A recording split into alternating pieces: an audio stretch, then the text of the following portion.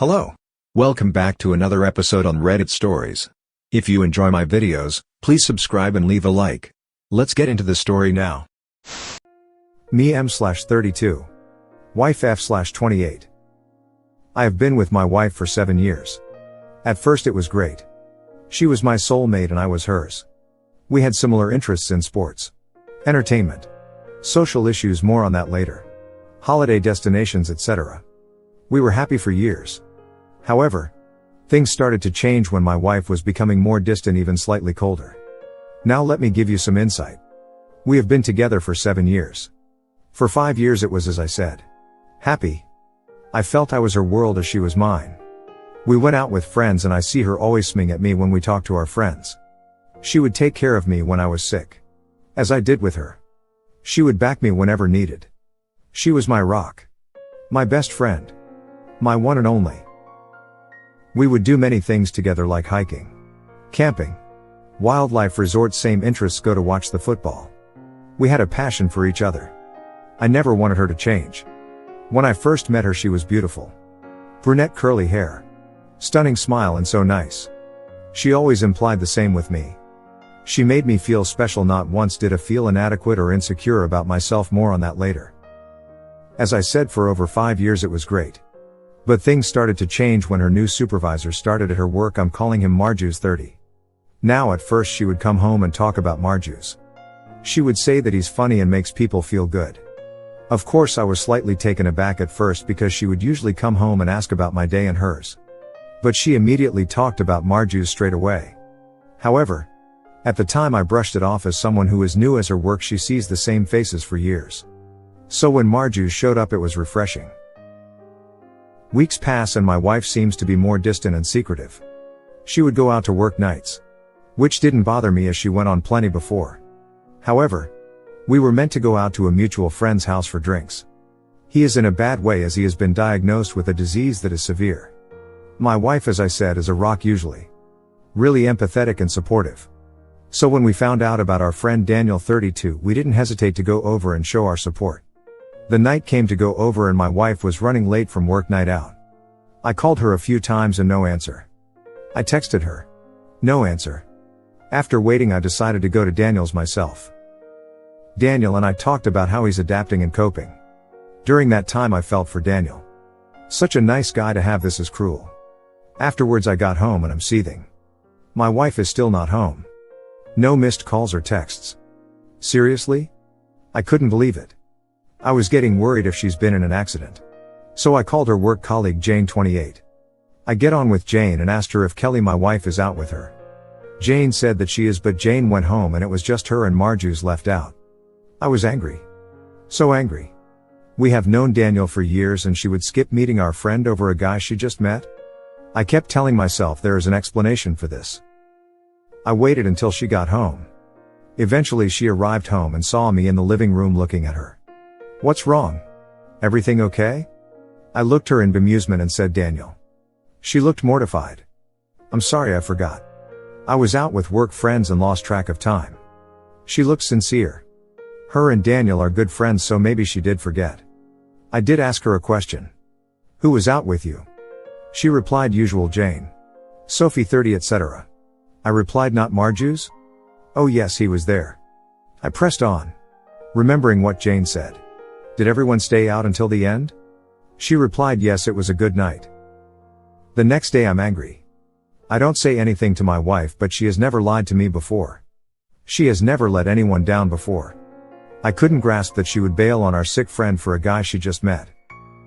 The next few days my wife was becoming more distant. She would come home later and not be affectionate towards me. I still put this down to workload maybe. But when she got home she would be in her phone constantly. I asked her, who is it that you're always texting? Just a friend from work, she said. I asked her, is it Marju's? No, she said, but what's the problem if it is? I never seen my wife get defensive like this, but I was going to be honest. I replied. Because you never shut up about him. He's been working with you for under a month and you seem to idolize him. Your face sparkles when you talked about him. So much so you forgot about Daniel. I could tell I hit the spot. She replied, no, I do not idolize Marju's. He's nice but just a friend. And I apologized to Daniel already. This wasn't enough. I waited until she was asleep and checked her phone. And surprise, it was full of sext messages between them. I took photos of the conversation for later. A week has passed and it's still continuing. The late nights. The lack of affection. I speak to a friend about my concerns and he said maybe I'm being paranoid. Try to do something new, like make her a surprise dinner. I liked that idea. So I texted my wife and asked if she's busy after work. She replied, no, I'm free. It seemed to be a nice text conversation. So I made dinner. Got a nice bottle of wine and flowers. She got home and looked sad at me. She said she's really sorry, but a friend from work is organizing a surprise birthday party for a colleague. And that night is the only night they have. I shook my head in frustration and anger. She literally left right after and drove off. This was it. After months of suspicion, I needed proof. I know you must read this and say to yourselves, friend, can you not see the signs? I could, but I was hoping. Hoping that I'm wrong. Hoping that it was a bad dream. Truth is, I was scared to find out. But I had to. I needed proof. So I wasn't proud of it. I put a tracker in her car. I pretended to be at work late so she didn't see me when she got home. She did arrive home. I watched from a distance and she set off again in her car. I followed her as she went further out of town. She eventually pulled into a car park that was secluded in the corner. She was waiting until another pulled up next to her. It was him. Marju's. She got out and got into his car. It was obvious what they were doing. I recorded her getting into his car for evidence against her. For the next few days she acted like everything was fine.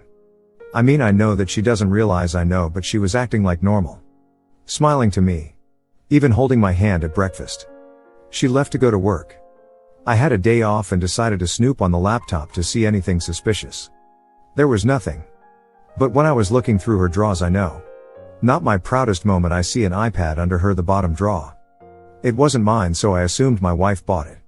Luckily for me, it didn't need a password. I don't know if she forgot to lock it, but I got lucky. I got in and looked. Now this is where the damage really hurt. I looked in the iPad and checked to see text conversation, but nothing. However, what I was about to see I will never ever forget. There was a folder of pictures of my wife naked. Making sexual positions for him. There were so many. But there was more. There were videos. I know I shouldn't have looked at them, but I did. The videos were graphic. Marju sleeping with my wife and my wife enjoying it. But that not all. My wife was seen sleeping with another woman and another man with Marju's there. But the other man was someone who really made me sick. He is a bigot. He had vile tattoos of certain groups who are vile. Like I said. A vile human being. It seemed that Marju's agreed with his views, which was fitting. I couldn't believe it. My wife being with a man who held bigoted views. This was a woman who detested any form of bigotry. As did I. So why would she do this? What did she see in him? It was seeing her being fully complicit that really got to me. During our marriage we always talked about fantasies but never acted on them. As a man. It was threesome, etc. But my wife said she would never do it. Never sleep with another woman or do anything that made her feel uncomfortable. I accepted that without a second thought. It didn't bother me that she didn't want to do it. I loved her. So to see her doing things that she never did with me hurt.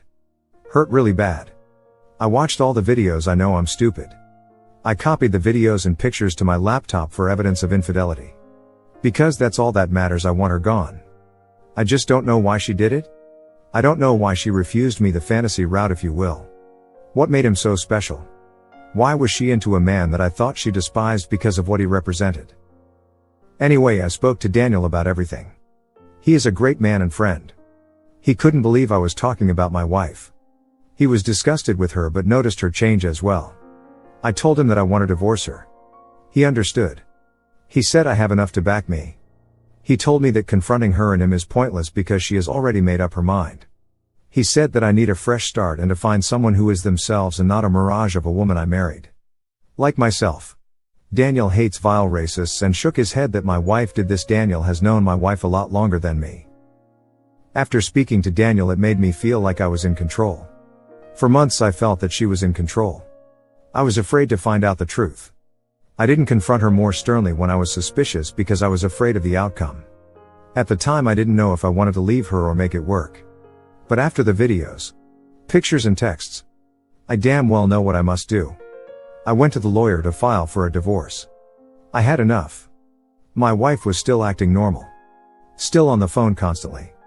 Still going out late. I assume with him. I didn't care. I had to wait 3 weeks for the papers to come through. I got them. I decided to move out. Luckily we rented and our lease was running out in 3 months. I was prepared to pay until then. Anyway, I wanted to move out. So the day came. She went to work. I made up that I had to go in later to cover for being short-staffed. She shrugged and said okay. No goodbye hug or kiss. Still, that hasn't happened for months, so I was used to it. She left. I packed up my essentials and put the divorce papers on the kitchen table along with my wedding ring. That was it. I stayed with my friend from university, Adam, who lived in another city. I was grateful, but more grateful that it was far from her. The city. Our same social circle. I wanted nothing to do with any of it. I told my parents about what happened and they were shocked but fully understood. I obviously didn't tell them every little detail. There was no need.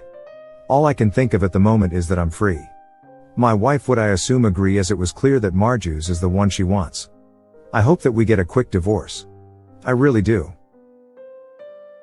Later that night my phone was blowing up with calls and texts.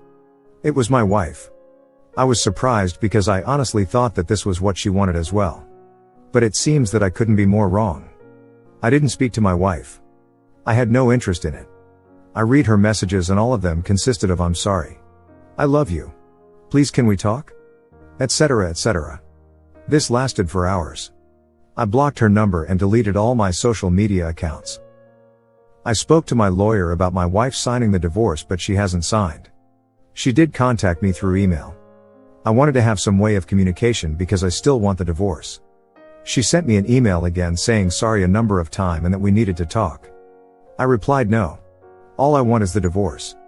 She replied that she doesn't want one. I am the man she only loves and Marju's meant nothing. It's funny because I never mentioned to her why I left, but she obviously knows why. Her guilty conscience and seeing her plead for forgiveness was actually satisfying. I spoke to Adam and he said I could stay as long as I wanted. I am thankful for him. But he did say that I would have to meet her eventually. He said that I left without having answers, and no matter how hard you try, eventually you will need to hear them. Inside I was disagreeing with Adam. Why should I talk to her? Why? She gave little regard to my feelings for months. She didn't care about me. She cared about her sick friend Daniel. She didn't care. So why would I talk to her? I know that deep down I'm being stubborn. But also angry that my wife is trying to reconcile. I honestly thought she would have signed and moved on with him. This has me mixed up. And even more mixed up now is that my wife wants to meet. I have a therapist who is excellent. I talked about the affair. The pictures. The videos. All of it. I mentioned that my wife wants to meet up before she signs. My therapist was blunt. She said that when I left without telling her why. Deep down you wanted her to plead and her to worry. You keep telling yourself she wouldn't care, but deep down, you want her to care. You want her to feel pain. Like she did to you. However, meeting her would take some of your control. She was right. She added, if you decide to meet in person you must ask the difficult questions even if you don't like the answer. Because you do have questions and you are not moving on at all. You are running away because you are scared that the last 7 years was a lie. Like I said. Blunt. That was 2 days ago. My wife really wants to meet and inclined that she won't sign without meeting first. I speak to my parents and close friends about it. My dad said that you could force the issue of her signing, but that could take months. But if she's willing, no guarantee to sign after you talk, then it's worth it. Adam agreed. I decided to meet my wife. Although to say I'm nervous is an understatement. How should I approach this? What should I ask her? Should I be open or guarded? Any help and advice would be grateful. We'll update after. TDLR. Married 7 years. Wife had an affair with her supervisor. She became a totally different person. Wife wants to talk about what happened. Thank you for all your support and enjoy the video.